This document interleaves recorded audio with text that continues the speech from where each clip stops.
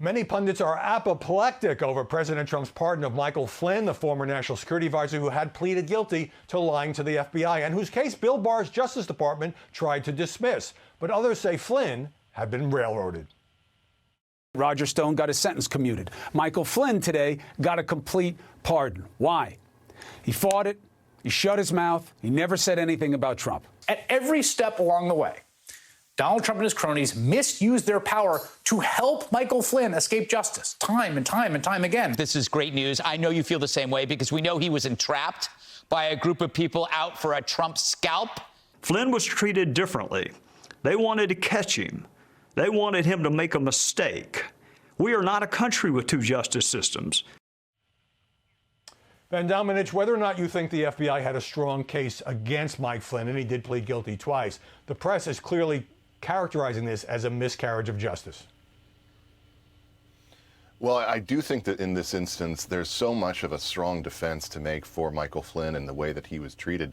I mean, if you actually just look at the facts of the case and the experience, it was very clear that the FBI really didn't have any kind of surety that they had even caught him in a lie, or that he even believed that he was lying to them. This was a technicality that was used as the basis for an investigation that obviously changed the course of Donald Trump's presidency, and I think that this is kind of a bookend to that. But I want to give you just a perspective on the double standard that's involved. John Brennan, who's a paid media figure now, former head of the CIA, is someone who we know for a fact spied on Congress, spied on elected representatives of the American people over the torture report. And yet he is allowed to just come and go free of any kind of ramifications for that.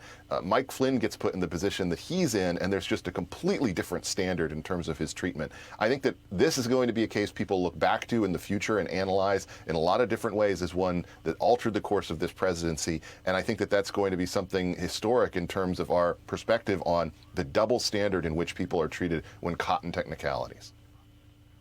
All right. Well, Brennan is a cable news contributor.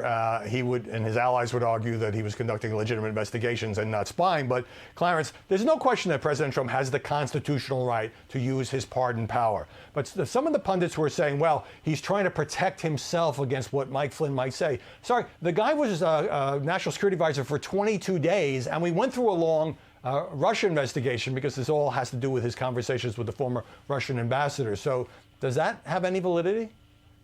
Well, I'm one of those who says that the Russian investigation was legitimate. It made sense. And then Michael Flynn's behavior was highly questionable. And as we can see, even he lied to try to cover it up. And that's what he was convicted for. I'm not losing any sleep over Michael Flynn. I think most people really care about what does this say about who else President Trump may pardon. And in these slow news days around Thanksgiving, yes, we are in a holiday weekend, aren't we? You asked a lot of questions about what's going to happen in the future. And I think this says a lot about who Trump pardons and why.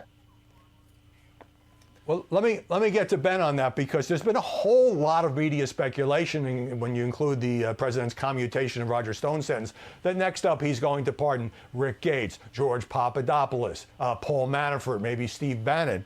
Is there anything to base that on? And if he did that, would that mar his image? The president has the capability to pardon, anyone that he wants. I actually don't think that we'll see as much of a wave of pardons as some of the media has anticipated. But I would remember being on this network 4 years ago, right after President Obama, pardoned the unrepentant terrorist Oscar Lopez Rivera, someone who has never apologized for his crimes and for the murders that he helped inspire. And so, from my perspective, these pardons almost always end up looking at like black marks on people's records. You recall the Bill Clinton era pardons as well. Though I do think that in this case, just given the momentous ramifications of this Flynn investigation on the presidency, that it's going to have a little bit of a different context. Well, Clarence, Ben has took it right off of my question here, which is, Bill Clinton on his last day in office pardoning the fugitive financier Mark Rich, George H.W. Bush pardoned Caspar Weinberger, and former national security advisor Robert McFarlane gotten caught up in the Iran-Contra affair. It's not like modern presidents haven't done this. Donald Trump didn't exactly invent this practice. Well, I mean, the president's right to pardon is beyond question. We can talk about why did the framers help him that right, but that right is beyond question. What does it say about the legacy of the president? That's what we really ask at a time like this when those pardons come down. And the big question with President Trump, which nobody's mentioned, is that will he pardon himself? That's a legal can of worms. All right. Unfortunately, we lost our video connection to Kennedy. I want to thank her for being on the program. Thank you guys as well. Clarence, Ben.